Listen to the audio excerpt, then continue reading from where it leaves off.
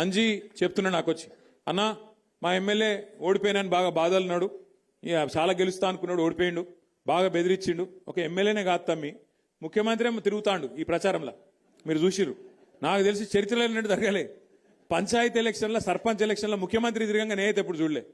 విజయోత్సవాల పేరిట ఏది 2 సంవత్సరాలు నిండాయి, మేమేదో గొప్పగా నడిపినాం అని చెప్పి విజయోత్సవాల పేరు మీద జిల్లా జిల్లా తిరిగి ముఖ్యమంత్రి గారు కూడా పరోక్షంగా సర్పంచ్ ఎన్నికల్లో ప్రచారం చేశారు. ఇక ఎమ్మెల్యేల బెదిరింపులకైతే ఇక అంతులేదు పొంతులేదు.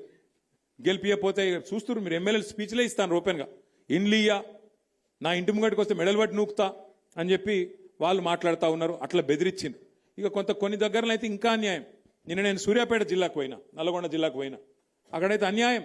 ఒక సోదరుడు మల్లయ్య యాదవ్ గారని ఆయన మీద దాడి చేసి కిరాతకంగా హత్య చేసి చంపేసిండ్రు. ఇంకొకాడ ఒక సోదరుడు మనోడు నామినేషన్ వేస్తే ఆయన ఎత్తుకపోయి కిడ్నాప్ చేసి, ఆఖరికి ఎంత ఘోరమంటిగా చెప్పరాదు, నా నోటితో నేను చెప్పలేకపోతున్నా, అంత కిరాతకం కూడా అక్కడ తిప్పర్తి మండలంలో ఒక మనోడు సోదరుడు ఆయన మీద కూడా చేసినారు.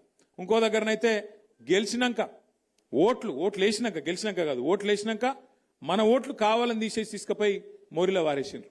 ఇట్లా ఎన్నో కిరాతకాలు చేయంగా కూడా, ఎన్నో రకాలుగా మన వాళ్ళ మీద ఒత్తిడి పెట్టంగా, ఇబ్బంది పెట్టంగా కూడా ఇవాళ రాష్ట్ర వ్యాప్తంగా 2 దశల్లో ఎలక్షన్లు జరిగితే ఈ 2 దశల్లో కూడా ఒక్కొక్క దగ్గర ఒక్కొక్క తిరుగు, కానీ కొన్ని దగ్గరలో 40%, కొన్ని దగ్గరలో 30%, కొన్ని దగ్గరలో 50%, కొన్ని దగ్గరలో 60-70% కూడా గెలిచి సత్తా చాటిన గులాబీ దండుకు, గులాబీ సైనికులకు నేను శిరస్సు వంచి మీకు అభినందనలు తెలియజేస్తా ఉన్నా.